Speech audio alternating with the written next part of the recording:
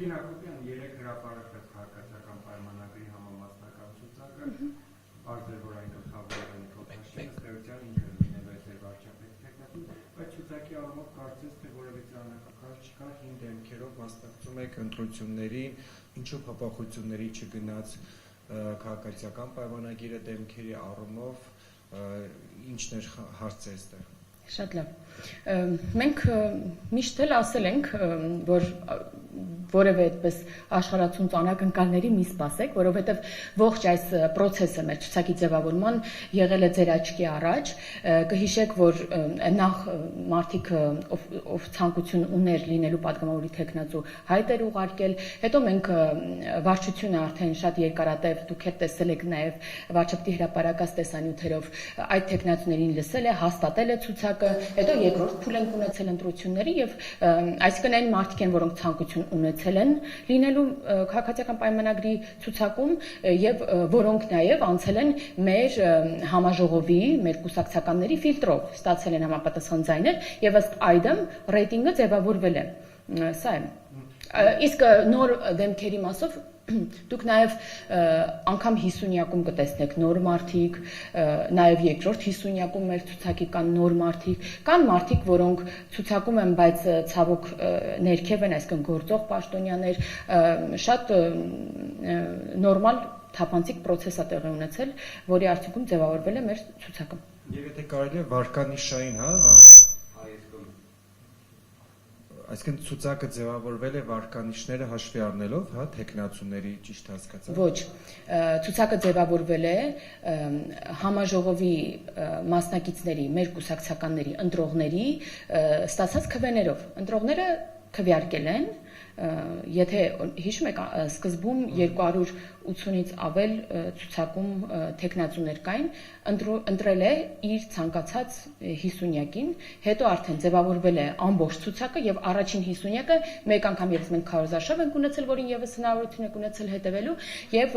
ապա նորից քվեարկություն եղել, որպեսզի առաջին 50-յակը եւս ձևավորվի ավելի ռեալ ձայներով։ Ներառնում էր, որ արդյոք Տիգրան Աբինյանի ներողություն Տիգրան Աբինյանի վարկանիշը ԿՊ-ում նվազել է, որ նա հայտնվել է 50-յակում։ Հարցը դա էր։ 50-յակում հայտնվելը խոսում է վարկանիշ ունենալու մասին եւ բարձր վարկանիշ ունենալու մասին։ Առաջին 50-յակը ամենաշատ ձայներ հավաքած մարդիկ են։ Ես չեմ ուզում հիմա համեմատական անցկացնեմ, թե նախկին ցուցակում պարոն Աբինյանը որ երրորդն էր, այս ցուցակում որերորդն է, որտեղ նախորդ անգամ չի եղել այս վարկանիշավորումը կուսակցականների կողմից, այլ վարչությունն է որոշում կայացրել։ Այս անգամ այլ կերպ է տեղի ունեցել ձևավորումը, դրա համար համադրելի դեպքեր չեն, էլի, որ ասենք այ նախորդ անգամ համաժողովը գտել էր, որ X թեկնածուն օրինակ երրորդն է, այս անգամ 50-երորդն է նվազել է, տարբեր կերպ է տեղի ունեցել ձևավորումը։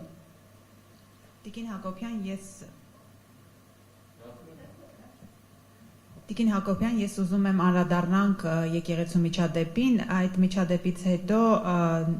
երիտասարդի մայրը դիմել էր կրթության, գիտության, մշակույթի, սպորտի նախարարին, որպես երաշխավոր կանգնի, որպեսզի Կալանքի որոշումը փոփոխվի։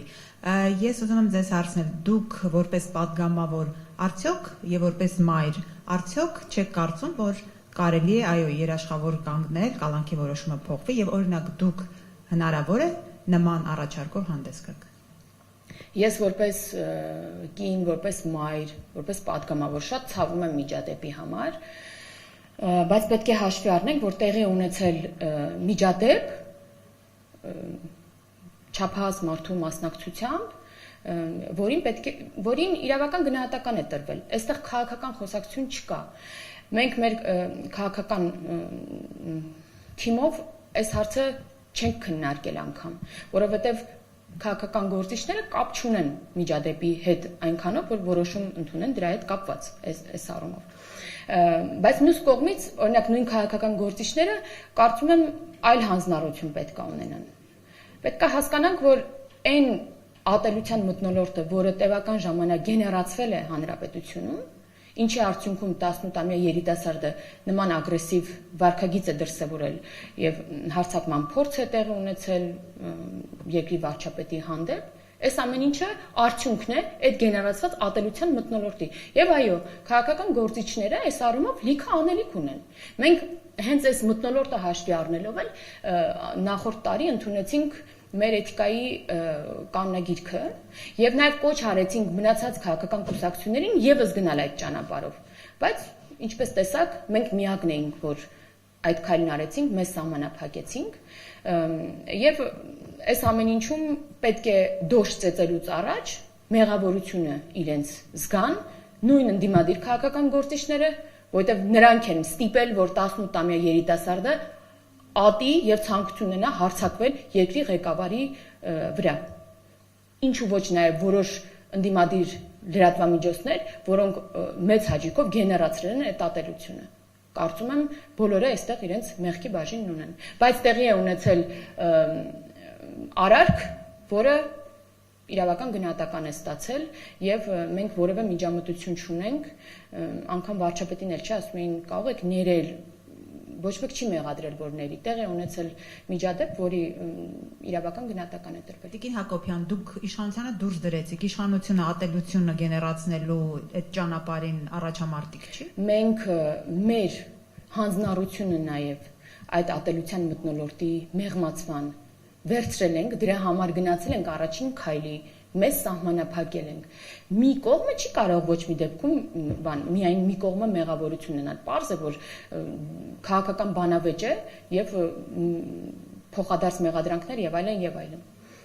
Բայց մենք 1 տարի առաջ գնացել ենք այդ հանձնառությունը վերցրել ենք, ինչը մյուս կողմի դեպքում որևէ արձագանք չի ստացել։ Սա ես մեզ դուրս չդրեցի։ Ես ասացի, մենք դա հասկանալով մեզ սահմանափակել ենք, բայց մյուս կողմը շարունակել է նույն վարքագիծը, նույն ամենավերջին մեղադրանքներով եւ հայախոսություն ինչու ոչ, վիրավորանքներ, եւ երբ որ իրավական ճանապարհով ես գնում, սկսվում են մեղադրանքները, որովհետեւ երևի հասարակությունը կամ նույն ընդդիմադիրները սովորեն, որ այլ կերպ հարցերը լուծվի։ Թաղային հեղինակություններ, մարդիկ, չգիտեմ, շենքերի հետևում այդ հարցերը լուծվեն, ռեստորանների զուգարաններում հարցերը լուծվեն։ Երևի դրան են սովոր։ Պետք է իրավապահ համակարգը, ուժային համակարգը ոչինչ չանի, որևէ գնահատական չտա։ Մենք դեմ ենք դրան, որովհետև կարծում ենք նաև 2018 թվականին այդ գործելավոճը մերժել է ողջ հասարակությունը եւ մենք այլևս հնարավորություն չունենք եւ ցանկություն չունենք հետ գլորվելու մինչ հեղափոխական Հայաստան։ Տիկին Հակոբյան, ես ուզում եմ կրկին անդրադառնանք ձեր ցուցակի ձևավորմանը։ Հիմա որ նայում եք, այսինքն որ նայենք ցուցակին, ինչպես հասկանանք, ինչ ստանդարտներով են ի վերջո առաջնորդվել ձեր կուսակից ընկերները քվեարկությունը կատարելիս։ Օրինակ, եթե դուք փորձեք ձևակերպել այդ ստանդարտները, ապա ըստ ձեզ ինչն են հաշվի առել, ընտրելով տարբեր տեխնացուների այս կամ այն հորիզոնականում լինելու հանգամանքը։ Գիտեք, շուրջ 1000 պատվիրակ յուրաքանչյուրը իր ստանդարտներն ու պատկերացումներն է ունեցել։ Մեծ հաշվով դա գնահատական է նախորդիվ շրջանում գործիչների գործունեությանը։ Եվ դուք միայն հանրային գործունեություն մի պատկերացրեք, նաև կուսակցական գործունեություն կա, մենք նախաձեռնող նիստեր ունեն մենք պարբերաբար եւ մեր տարածքային կառույցներում եւ կենտրոնական գրասենյակներում եւ շատ մեր գործընկերներ հնարավորություն են ունեցել նաև այդպես իրենց դրսևորել։ Տիմերում գործունեություն ծավալողներ եւ այլն եւ այլն։ Եվ յուրաքանչյուր պատվիրակ գնահատել է յուրաքանչյուր տեխնատուի նախորդիվ գործունեությունը, կարծում եմ։ Եթե առանձին վերցնենք, ես օրինակ գնահատել եմ իմ գործընկերների եւ նախորդիվ գործունեությունը, եւ օգտակարությունը, եւ բարեվարքությունը, եւ կրթությունը, ամեն ինչ։ Եվ յուրաքանչյուրը իր ստանդարտներն է ունեցել։ Տիկին Հակոբյան, մի հատված նախընտրական ծրագրից կուսակցության, այդտեղ նշում է Հայաստանյան առաքելական Սուրբ եկեղեցու փաստացի պետի հեռացում։ Դա ըստ էության սա բացառիկ է, առաջին կուսակցությունն է, որ նախընտրական ծրագրում այսպիսի դրույթ է ներառում, կարելի ասել, նախ մինչ այս քայլերը, արդյոք հանրության կողմից այդ հակազդեցությունը վերաբերմունքը ցույց չի տալիս, որ պետք է այս առումով գոնե կանգ առնել ու որպես հետագայում այդպես հաջողություններ չեք ունենալու ու ինչպես եք դա պատկերացնում, ասենք ընտրություններից առաջ,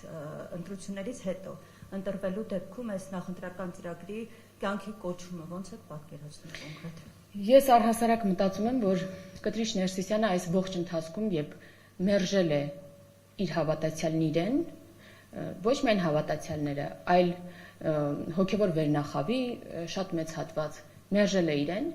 ինքը մնացել է սպասելով համապետական ընտրություններին։ Արդյունքում, եթե իր կոալիցիոն գործընկերները կարողանան գալ իշխանության, ինքը հանգիստ կշարունակի որպես կոալիցիոն գործընկեր արդեն եկեղեցու տեղամասում, նախընտրական շտաբում իր շարունակել իր գործունեությունը։ Եթե ոչ, կարծում եմ, ունի այնքան խոհեմություն, որ ինքնուրույն կհեռանա հանգստի։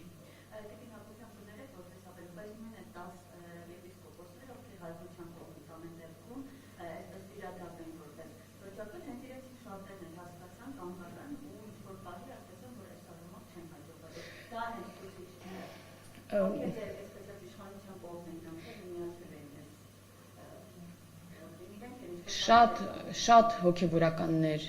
միանում են եկեղեցու նորոգման օրակարգին։ Շատերը ինչ պատճառներով, պետք է հասկանալ դեռ ինչ պատճառներով, հետ քայլ են անում, եւ եթե հաշվի ենք առնում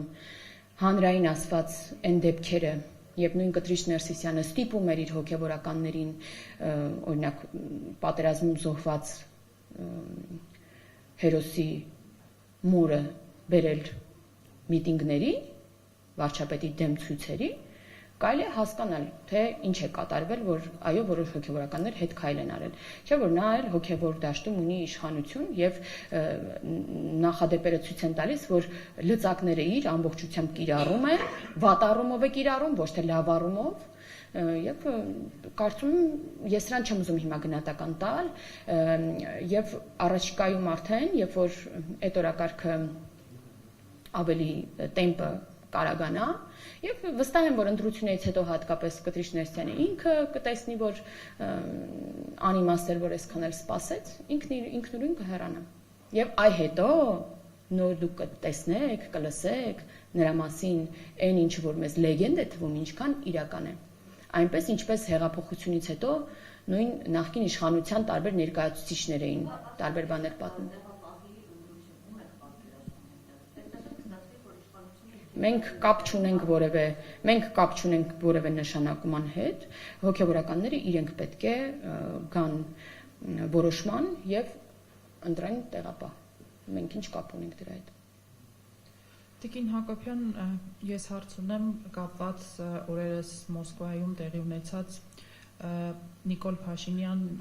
Վլադիմիր Պուտին հանդիպման ընթացքում բարձրացված մի հարցի հետ կապված, վստահ եմ տեղյակ եք, որ այդ հանդիպման ժամանակ Ռուսաստանի Դաշնության նախագահը խոսեց առաջիկա խորհրդարանական ընտրությունների մասին եւ մասնավորապես անդրադարձավ ռուսամետ քաղաքական ուժերին ընտրապայքարին մասնակցելու հնարավորություն տալուն։ Տիկին Հակոբյան, ձեր դիտարկմամբ Ռուսաստանի Դաշնության նախագահի այս հայտարարությունը արդյոք չի նշանակում սատարում կոնկրետ քաղաքական գիծ դավանող քաղաքական ուժերին եւ արդյոք սա միջամտություն չէ սուվերեն պետության ներքին գործերին։ Շնորհակալություն։ Այնինչ ժամանակին ենթադրվում էր, Ռուսաստանի Դաշնության նախագահը պարզ ազատ խոսեց եւ հիշում եք բառացի ասաց, որ ռուսամետ ուժեր կան, իդեպ մեկը չէ ուժեր, որոշներն անգամ ազատության մեջ չեն, ռուսական անձնագրով են, նրանք եւս կարողանան մասնակցել։ Սակայն Հայաստանի օրենսդրության չիմացությունը, ինչը նորմալ է, մենք էլ ամեն ինչ չգիտենք Ռուսաստանի Դաշնության կարգերի մասին, բայց պարզաբանումից հետո արդեն կհետևենք նաև Ռուսաստանի Դաշնության մեր գործընկերների վարքագծին, բայց այն, որ այդ ուժերը իրենց ամեն կերպ այս ողջ ընթացքում փորձել են զատել Ռուսաստանի Դաշնության սատելիտ լինելու հանգամանքից, այն որ փորձել են սլակները տարբեր, օրինակ իրենք էլ են դիվերսիֆիկացիայի մասին խոսել, այո, երաշխավոր Ռուսաստանի հետ այլ երկիր են տեսել, փորձել են իրենց կտրել այդ ռուսամետ լինելու այդ անվանումից, հիմա արդեն էլ ոչինչ չեն կարող ասել, սա է ամբողջը։ Երեք էլ ես նայում էի տարբեր մեկնաբանություններ, նույն Նարեկ Կարապետյանը ինչպես էր մեկնաբանում, հա, ընդհանրապես փորձում են արդարանալ, արդարացնեն, բայց սրանում դուք շատ ունեք ասելիք, որովհետև մինչ նախընտրական բանավեճերը, որտեղ քաղաքական գործիչները միմյանց հետ կարող են բանավիճել, դուք շատ հնարավորություն ունեք այդ ուժերի հետ հանդիպումների, չեմ կարծում այնքան շատ ինչքան մեզ հետ, բայց ունեն մեկ հնարավորություններ, այդ ընթացքում դուք պետք է այս հարցերը իրենց տակ, որովհետև մենք այստեղ ընդհանրապես վարչապետն ընդհանրապես բացատրեց, որ դա անհնար է, այդ է ինչու են իրենք ռուսամետ, արդյոք իրանք ընդունում են իրենց ռուսամետությունը եւ այլն, այսա իրենք պետք է պատասխանեն։ Եվ կարծում եմ նաեւ այդ նույն ռուսամետ ուժերից, օրինակ մյուսը հանրապետական կուսակցությունը հայտարարեց, որ ինքը չի մասնակցում, հասկացավ, որ անիմաստ է պայքարել ինչ-որ 1%-ի համար ձայն ունենալու դեպքում։ Ռոբերտ Քոչարյանը տեսնում եք, որ ճիշտ է չունի այդ շրջահայացությունը, ինչպես հանրապետական կուսակցությունն է Սերժ Սարգսյանն է, բայց կգնա երևի հետևողականորեն մի 5-6% ձայն փոշիացնելով, այնտեղ մնում է 1-2-3 ռուսամետ ուժեր եւ պարզ է, որ պետք է Ռուսաստանի Դաշնությունը ցանկություն ունենա պահպանել իր ռուսամետ որոշ ուժերի ներկայությունը, բայց այս առումով ուզում եմ ասել, որ այդպես, գիտեք, բան է դարձել էլի, մեկը ռուսամետ է, մեկը արևմտամետ է, պետք է քաղաքական ուժերը հասկանան, որ ամենակարևորը հայամետությունն է եւ հայամետության շահերից է բխում բոլոր երկրների հետ, Արևմուտքի հետ, Ռուսաստանի Դաշնության, բոլոր երկրների հետ աշխարհի, աֆրիկյան երկրներ, բոլորի հետ ունենալ լավ հարաբերություններ, զարգացնել էլ ավելի հարաբերությունները, ու եթե դուք նայում եք մեր նախորդի գործունեությանը, մենք մի տարվա մեջ եւ Չինաստանի հետ, եւ Միացյալ Նահանգների հետ, ես ինչ ուժեր եմ էլի, Գերմանիա տարբեր ուժերի հետ, մենք լավարկել ենք մեր հարաբերությունները, փաստաթղթավորված լավարկել ենք ռազմավարական գործընկերություն եւ այլն եւ այլն։ Եվ սա է բխում Հայաստանի Հանրապետության շահերից, ոչ թե մի կենտրոնից կախվածությունը, որովհետեւ մենք նախորդիվ մեր Հայաստանի պատմության ընթացքում տեսել ենք եւ համոզվել ենք, որ մի կենտրոնից կախվածությունը մեզ աղետների է բերում։ Ինչ վերաբերում է Ռուսաստանի Դաշնության նախագահի Հայաստանի ներքին գործերին միջամտությանը, Դե այս առումով ես պատասխանեցի, որ միգուցե Ռուսաստանի Դաշնության նախագահը տեղյակ չի եղել մեր օրենքներից եւ հաջորդիվ մենք վարքից կկարողանանք այդ գնահատականը տալ։